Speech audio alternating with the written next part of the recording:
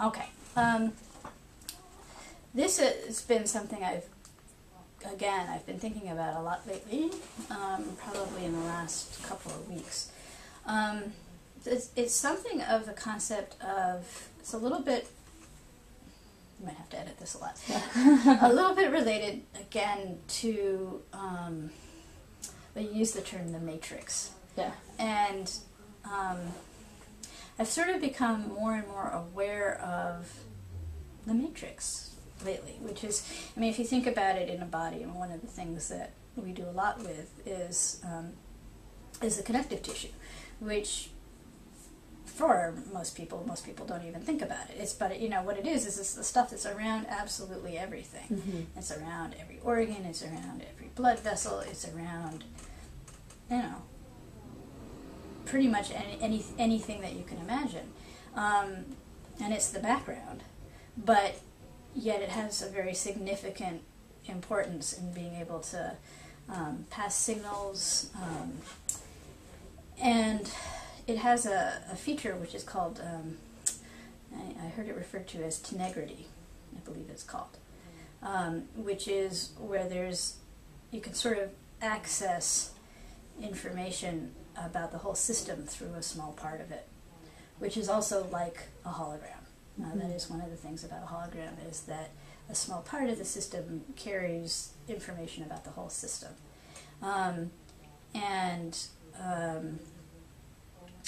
So, you know, as we kind of continue with some of this, you know, looking at some of the biological basis of some of these changes that we see in the body, there seems to be a growing importance in some of these parts that we consider the background, like the glial cells in the brain, or you know, the cytoskeleton in the cell itself.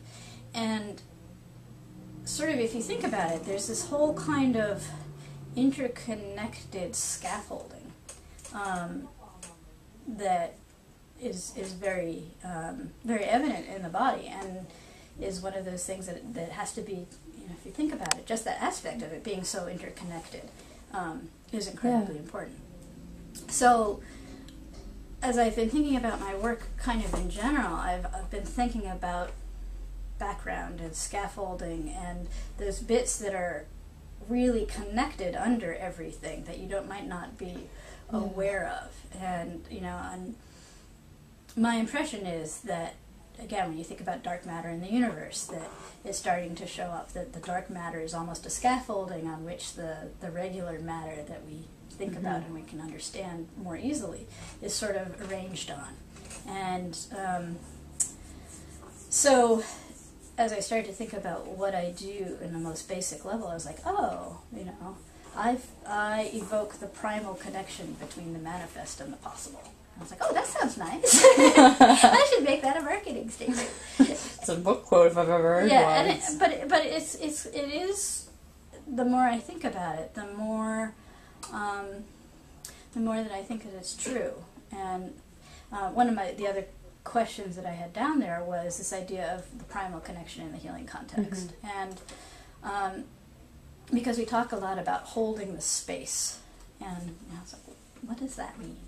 And as I've thought about it, it's almost like you're building a little trellis, you know, and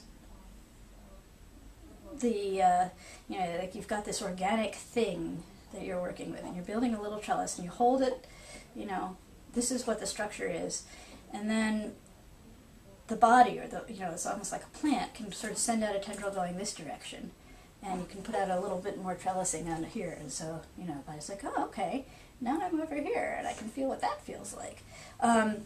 So to a certain degree, that whole concept of kind of, because we talk about when you're holding the space for someone, you're sort of blending and melding and finding a space where you're just really with them and making a very strong connection.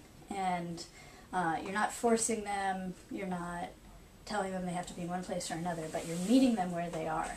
And there's always, I mean, the classic description of this is always that the fingers of Yeah. Michelangelo, Yeah. you know, God over here, humanity over here, and there's that little gap. You know, so what happens in that gap? Is there actually anything that really actually goes across it?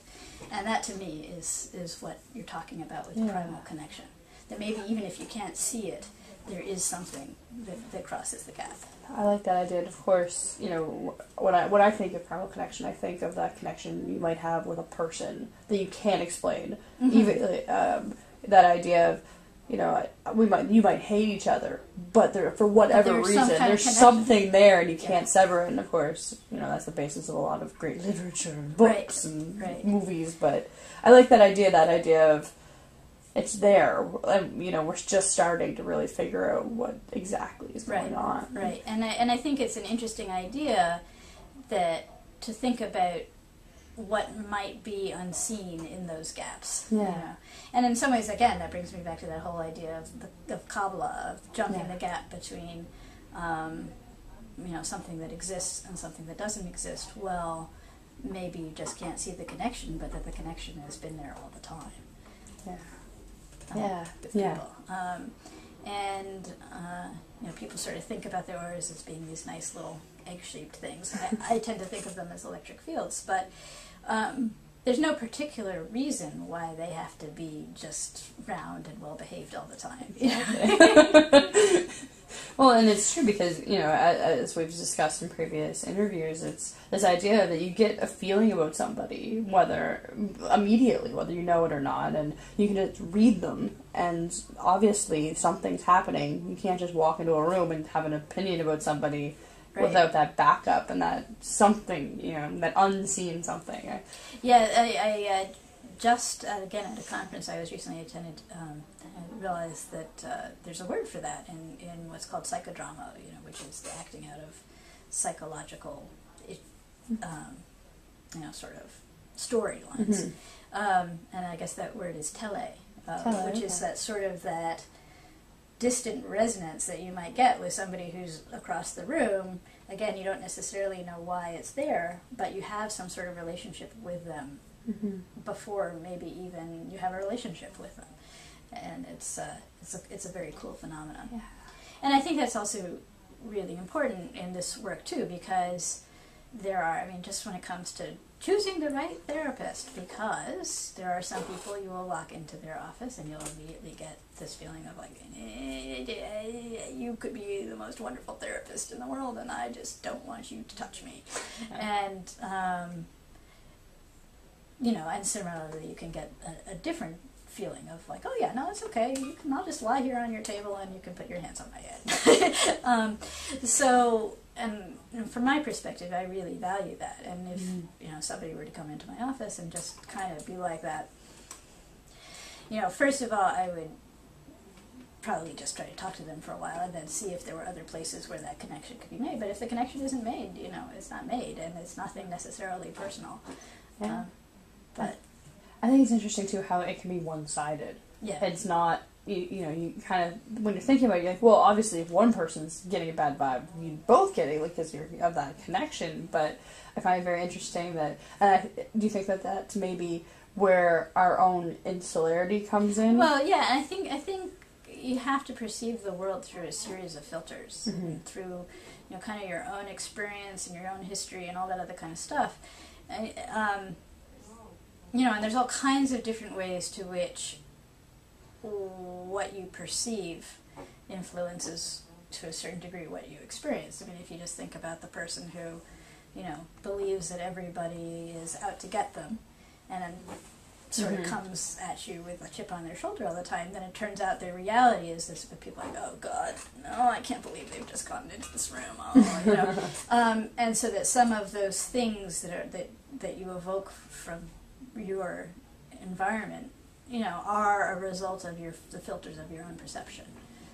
And I think maybe it's not quite as much as you know, certain people in the New Age will say, but I think there is a really real phenomenon of that, where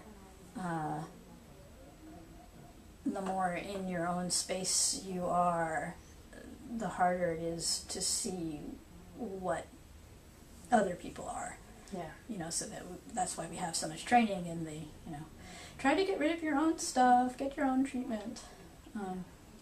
Yeah, that makes perfect sense. It's because we all know people in our lives who are just so, it's not necessarily a bad thing that they're so into themselves, because that makes it selfish. It just, they're so in their own emotion and their own box, essentially, that they don't necessarily read what everyone else, and I guess that's what makes us all unique, is that... Right, and I think, too, the thing with filters is, you know, again, I almost think of them as photographic filters, and this is also sort of a tarot-based idea, that only certain wavelengths get through, and so, you know, if you put on polarizing sunglasses, the world appears different. And so, you know, I mean, again, it just seems like a perfect metaphor, and, you know, then you start to wonder, well, maybe it isn't actually a metaphor. What if it's the real world? What if, in fact, you actually have these filters on you that certain wavelengths of experience get through?